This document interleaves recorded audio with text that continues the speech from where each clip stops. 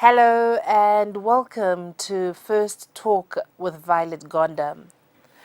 President Mugabe said this past weekend that because they voted for MDC-T, the residents of Harare and Bulawayo should ask the MDC-T for government services. The president said this even though he knows that it is the national government that must provide electricity and water services. Consequently, First Talk has this week been looking at the future of the country's two main urban areas, especially in light of the decision to cancel personal debts to the council. In Harare alone, this means that the new administration starts operations minus $330 million that it had previously been owed.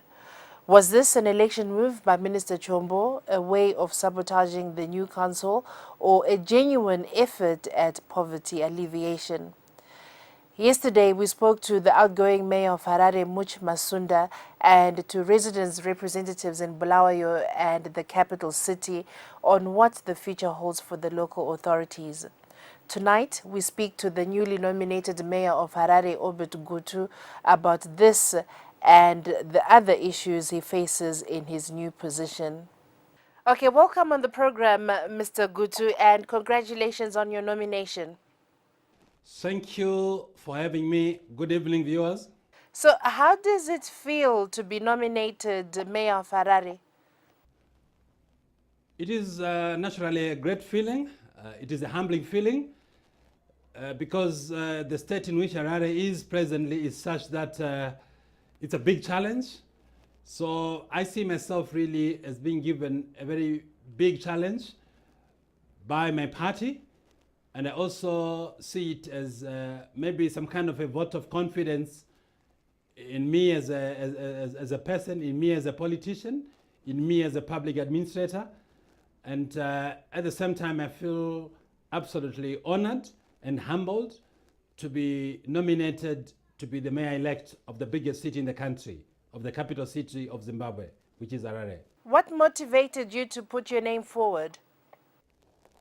Really, I've been a citizen, or rather a Hararian, a resident of Harare for the past 3 decades or more.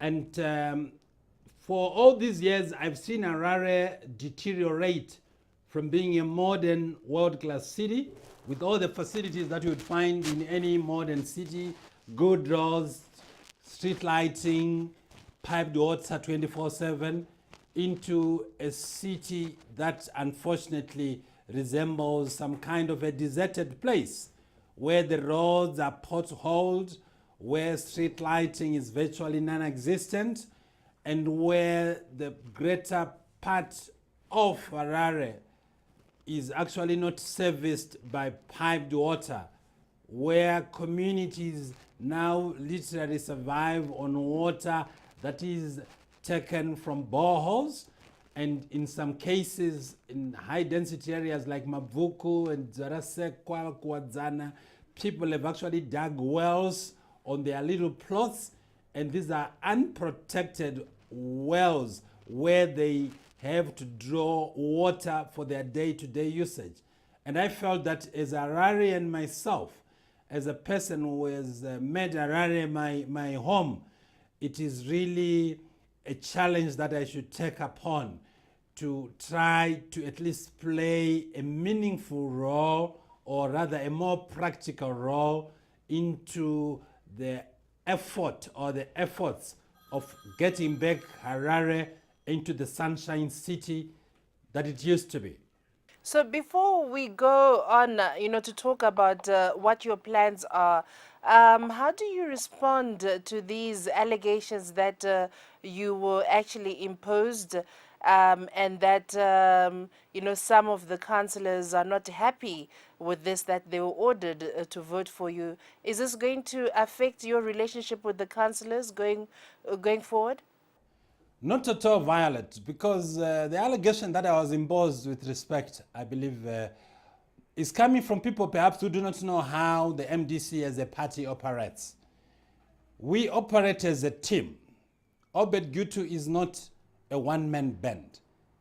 The MDC is a team of players, And it is up to the party leadership and also the general membership of the party to decide deployment of party cadres.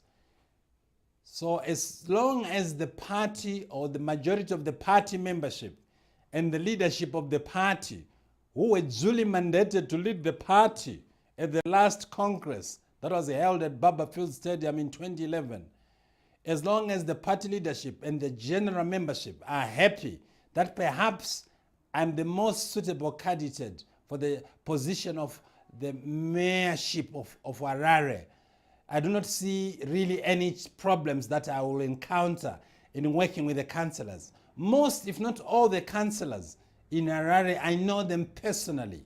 I'm a resident of Harare. These are people that I interact with regularly. These are people that I know on a personal one-on-one basis. And I do not want to think that there's going to be any major problem as regards my interaction with them. I really would not want to say that I was embossed, because I was not.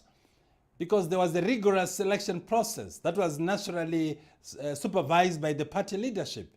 Why? Because Harare being the capital city of Zimbabwe, Harare being the biggest metropolitan city in this country, it is obviously important that perhaps the leadership saw it fit to choose people whom they think that will be best able to make sure that Harare regains its sunshine city status. So your background is legal rather than managerial. So what qualifies you to be the mayor of Harare?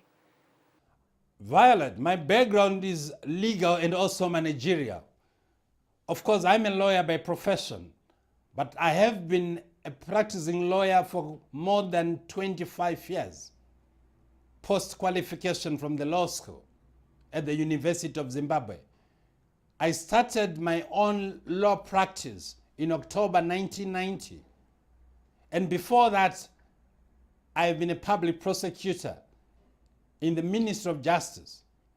I've prosecuted the Magistrates Court. I've been a magisterial assistant. And I spent about 3 years as a professional assistant, or what they would call a candidate attorney in South Africa, at one of Zimbabwe's biggest law firms. And I believe that that gives me enough managerial exposure. I've been running my own practice, and this practice has developed into being one of Zimbabwe's most established practices. And we get clients locally, regionally, internationally. And we've styled ourselves as a commercial law practice. And I've got a deliberate bias towards corporate legal consultancy. And I believe that although I'm a lawyer by profession, I'm also a manager by virtue of having been able to run a law firm for more than 25 years of my life. In your view, why is the mayor of Harare such an important position in the national discourse? It is important, Violet. Why? Because Harare is the capital city of Zimbabwe.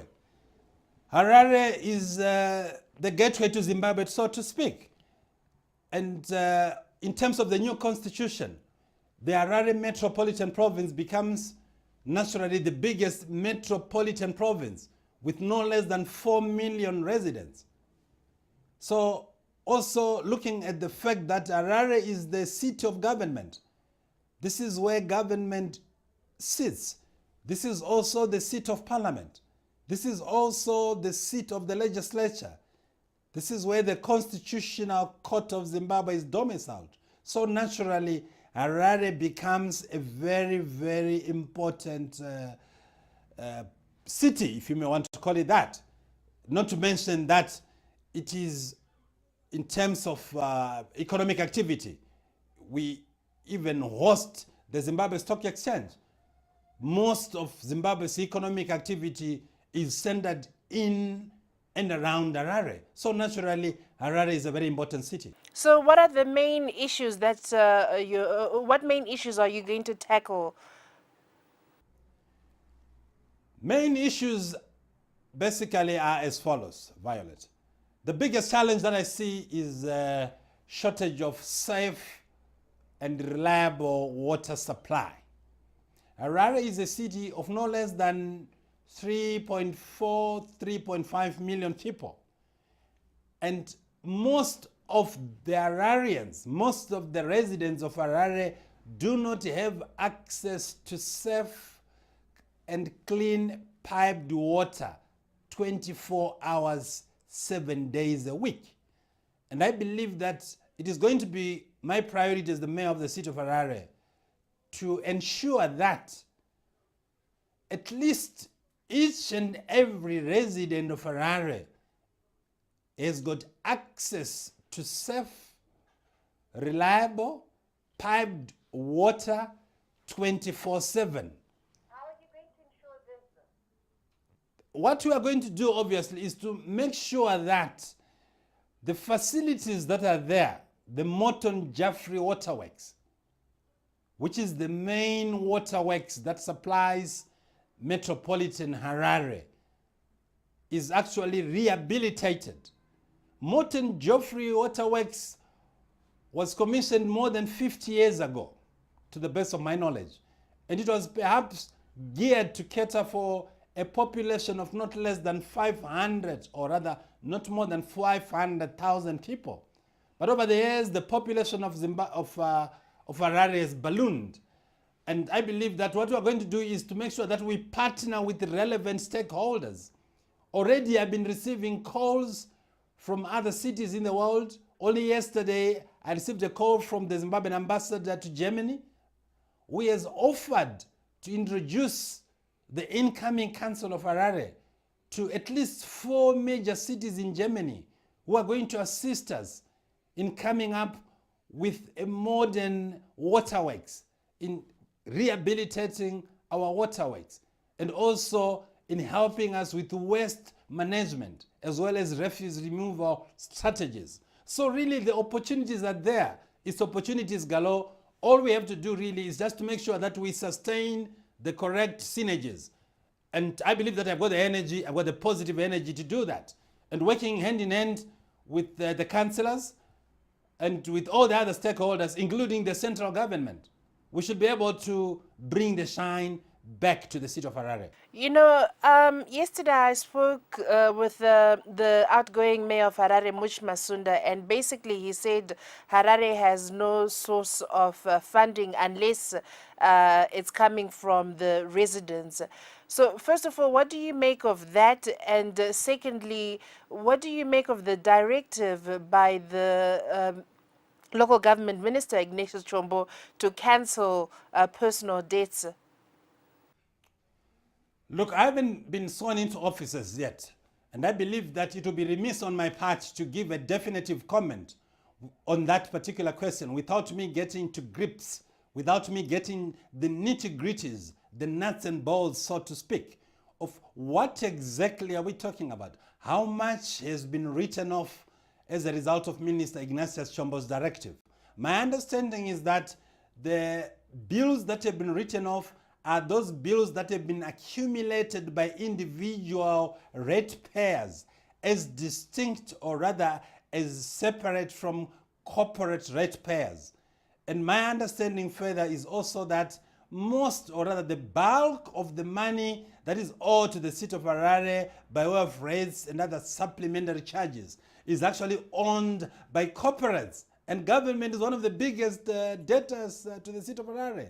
And for as long as those debts have not been cancelled, I believe that it should also be very important for the new council, for the incoming council, to ensure that we embark on a very concerted debt recovery exercise from these corporates, whom I understand owe millions of dollars to the city of Harare, and ensure that that money is recovered. And I believe that that money will go a long way towards helping rehabilitating the infrastructure in Harare, the Morton Jaffrey Waterworks, making sure that the roads are sorted out, the potholes are removed, the street lighting comes back, Harare is beautified, literally getting back the Sunshine City status. But Mr. Masunda said what the government did by cancelling these debts was the worst thing that could have ever happened in the city, because the city needed that money to function.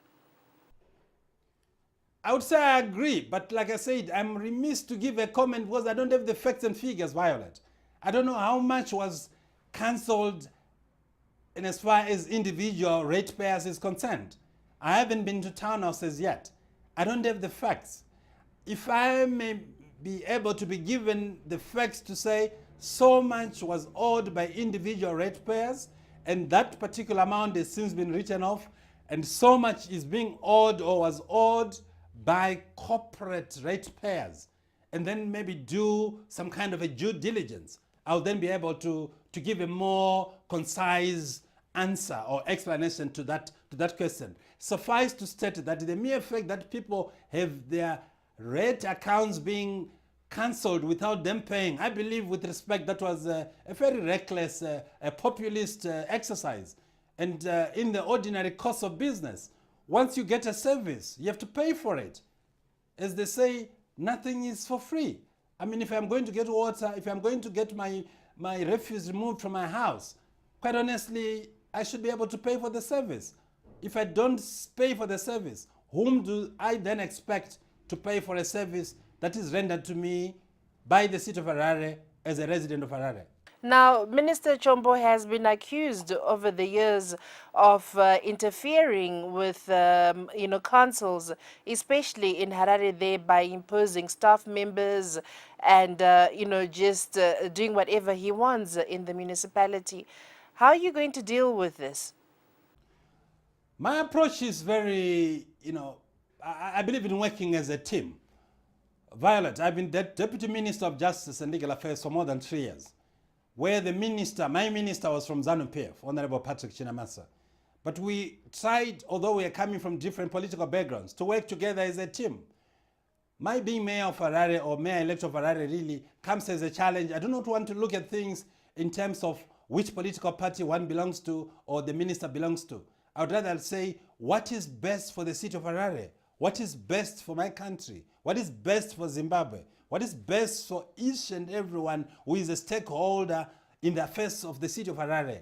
And I believe that confrontation will be the last thing that I will do. I do not want to believe that it is necessary to play politics just for the sake of it. It's obvious, Mr. Gutu, that no one wants confrontation, but are you not being a bit too diplomatic here when you say, even when you give examples of how you worked with Minister of Justice Patrick Chinamasa? Because I remember interviewing you when you were Deputy Minister and you used to complain about how your hands were tied and that you couldn't really do the kind of things that you wanted to do in the Justice Ministry because of the way the ZANU-PF minister was handling issues.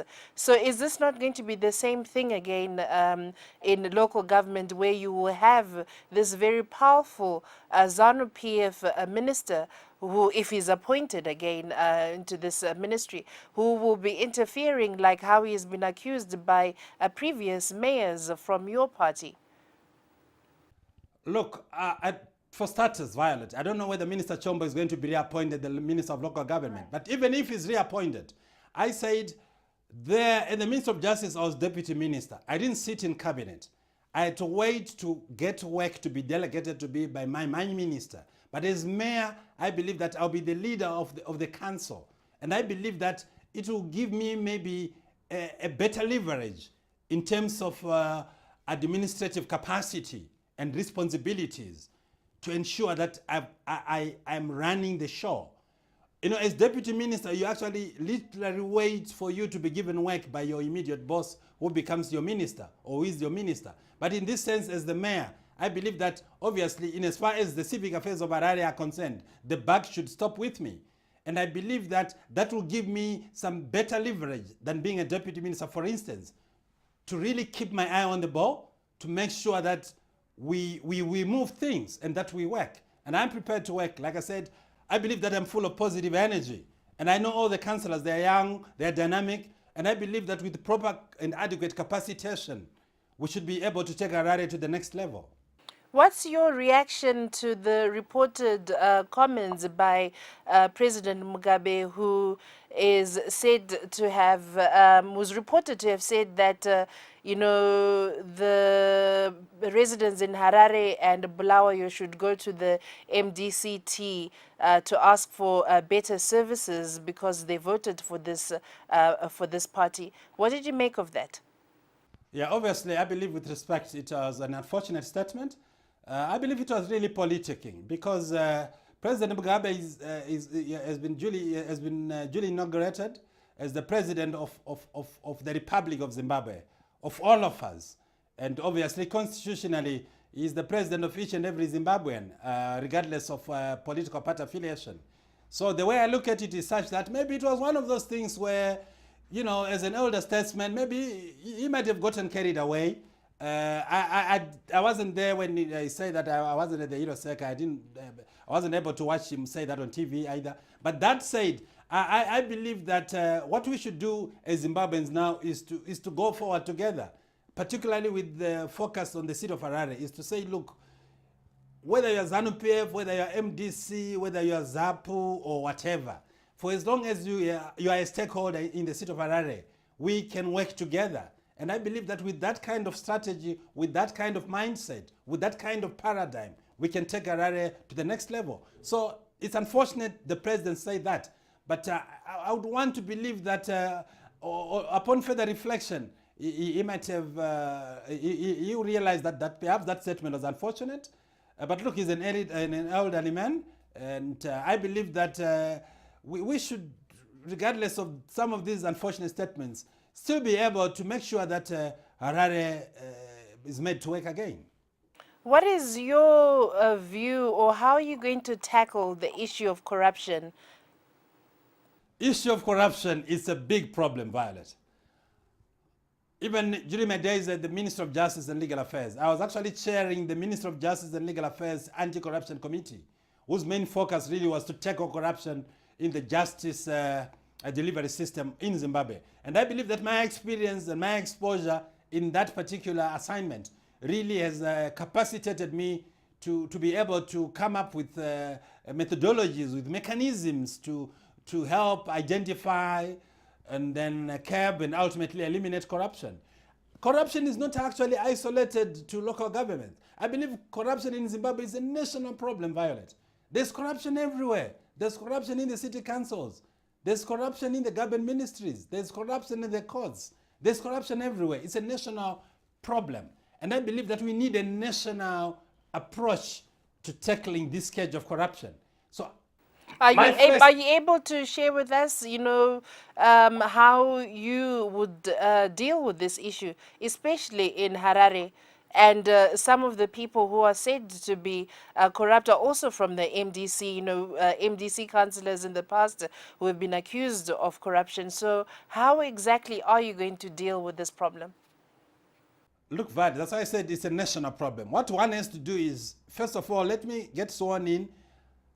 I'll then be able to look at issues and say, look, if this is, or if these are the challenges that you are facing in as far as corruption is concerned.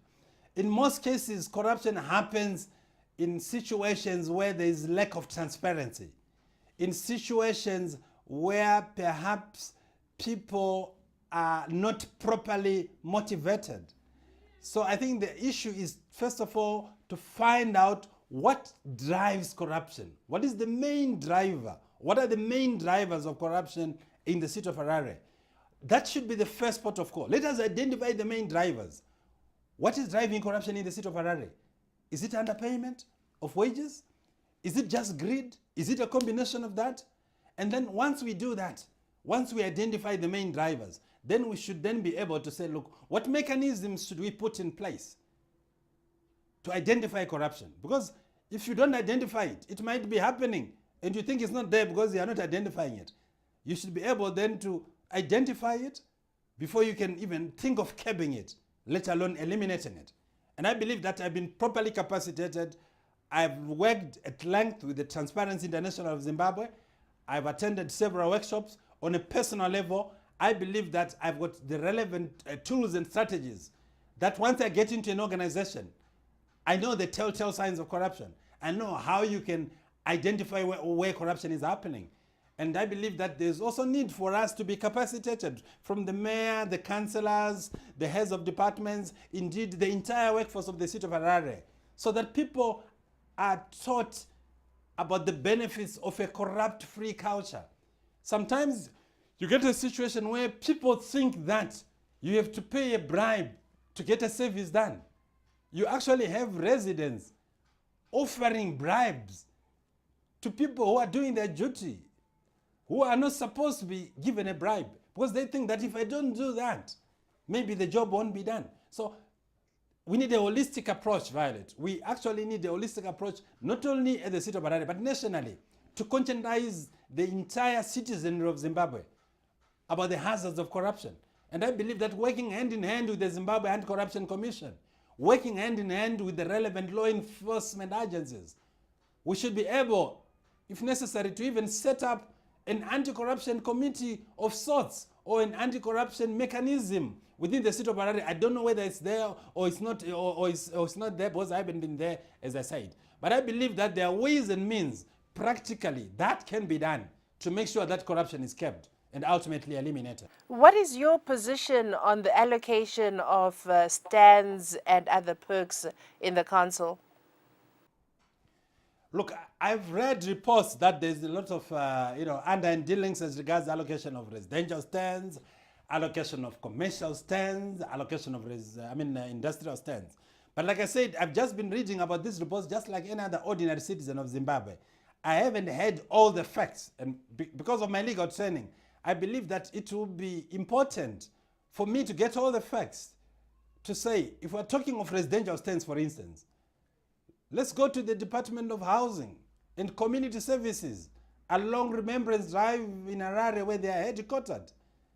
Let's have meetings with the director and his team or her team. Let's find out what are the main challenges that they are facing. Let's get to know from them what system or systems they use to allocate residential stands. Let's look at the waiting list. How long is the waiting list? How has it been designed? And how authentic is the waiting list? Because there have been allegations that some people don't even have to be on the waiting list. Because they are politically well connected, all they do is, if they want to stand in Borodo, if they want to stand in Mbare or Gambuzuma or wherever, all they do is pick up the phone so and so, and they get it. So we want to look at that and find out how that has been happening, and also how that can be kept. So like I said, we have to get to grips with the job first before I start prescribing, situations or scenarios of solving a problem. So you're planning to investigate the issuance of stands to councillors and other people. I think it's important not to investigate as such, Violet. I don't want to scare councillors and other stakeholders. Think, look, this man is coming as mayor and he's on a witch hunt. Like I said, this is not a witch hunt. All we want to do is to make Harare work again. We want to get back the shine to Harare. And I believe that is one of the tasks of making sure that Harare regains its Sunshine City status. It is obviously important to say, if there are allegations, and the allegations are there, no one can deny that there is irregular allocation of residential stands, there is irregular allocation of commercial stands. First of all, we want to find out, is that, or are those allegations authentic? Are those allegations backed by evidence? And if so, what measures then can be put in place to make sure that things are rectified and that there is proper accountability, there's transparency, there's proper good governance? And if we don't do that, then it'll be a question of mudslinging. I don't want to accuse anyone of having done that or done this without me having the facts. Give me the facts first. Let's look at the facts. Let's analyze them. Thereafter, we act accordingly. And what about on the issue of, executive staff members that are appointed by Minister Chombo or, senior government officials? Because some residents have been complaining that councils like in Harare and Bulawayo have had the same people at the helm for the longest time. And some of these people have failed to deliver. Some of the senior engineers, water officers, And basically, they're saying that these are people who have been imposed or put in these places by these government ministers. So, what are your thoughts on that? And are you going to try and change this system? Yeah, it's important because, like I said, once you get into a new situation, into a new office, you want to get to know how the system operates before you then start maybe just firing people or hiring people. You want to look at their contracts to say, there is Mr. X, there is Miss X. When was he engaged and for what purpose? What are her areas of competencies? What are her key result areas? And you then want to assess to say, have they been effective in discharging their core duties? Is there chronism or there's no chronism? Are they good at what they're supposed to be doing? You also want to look at it very rationally, very objectively. And I believe there are obviously the labor laws that we have to comply with. To say, look, if people have been on a job for years on end and they don't have a contract and maybe their salary and other perks do not match what work they do, then obviously there's need to rectify those kind of misnomers, because the idea is to say whoever is in a job, it should be a job that has to be rationalized. If there's overstaffing, what do? Are you going to retrench? If you're going to retrench, how are you going to retrench? Does the council have the money to undertake a retrenchment exercise? And who is going to be retrenched? I mean, all those things I can only know once I get to grips with the job. For now, I think it's early days, because I'm actually speaking from an academic point of view. Because I haven't been sworn into office. I haven't really put my hands on the job as such. So have you done any research at all before moving in? No, I haven't done any research, if I got your question correctly, Violet. Because look, I haven't been to, I just go to town council just like any other ordinary resident. But I believe some of the information obviously is confidential information. Before I'm sworn in, I think it would be improper for me to say, can I have the director of housing, for instance, contract, and can I have the director of health contract before I'm duly sworn in. But I believe that should be happening in the next few days. And the issue is not to victimize people just for the sake of it. You are simply saying, ladies and gentlemen, we just want to make sure that we bring the shine back to Zimbabwe, or rather back to Harare. So the idea is not to victimize people, but to say, look, if you have a job that you're not suitable for doing, or if you have a job that you have dismally failed to perform, then obviously unfortunately, you'll have to be fired.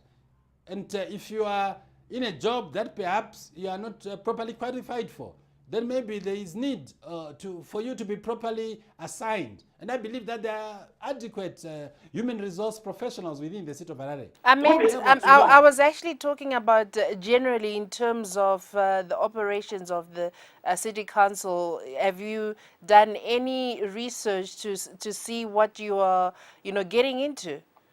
Yeah, I've just been, reading, just finding out like the history of the city of Harare, its departments, the main, or rather the core duties of each department and all that, just trying to get a general overview of the organogram of how the city of Harare is structured. But obviously that is not good enough, because I believe I have to be there physically to see how it's done.